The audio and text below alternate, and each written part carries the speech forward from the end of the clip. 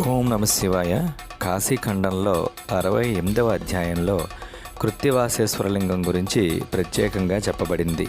గజాసురుడు అనే రాక్షసుడు బ్రహ్మ ఇచ్చిన వరగర్వంతో శివుడిని మెప్పించి తన ఉదరంలో బందీగా చేసుకోగా, దేవతల అభ్యర్థన మేరకు శ్రీ మహావిష్ణువు నంది సహాయంతో గజాసురుని ఉదరము చేల్చగా బయటకు వచ్చిన పరమేశ్వరుడు గజాసురుని 2 కోరికలు కోరుకోమని చెప్పగా, అందులో మొదటిగా తన చర్మమును పరమేశ్వరుడు ఎల్లప్పుడూ ధరించాలని, రెండవది తన శిరస్సు ప్రతిదినము శివదర్శనం చేయాలని కోరగా, దానికి పరమేశ్వరుడు ఇంకో వరం కూడా ఇచ్చాడు.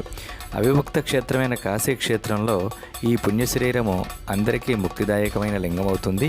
మహాపాతకాలను నశింపజేసే కృత్తివాసేశ్వరుడు అనే పేరిట ప్రసిద్ధమవుతుంది అని, దీనిని పూజించిన వారికి తప్పక ముక్తి లభిస్తుంది అని పరమేశ్వరుడు వరం ఇచ్చాడు.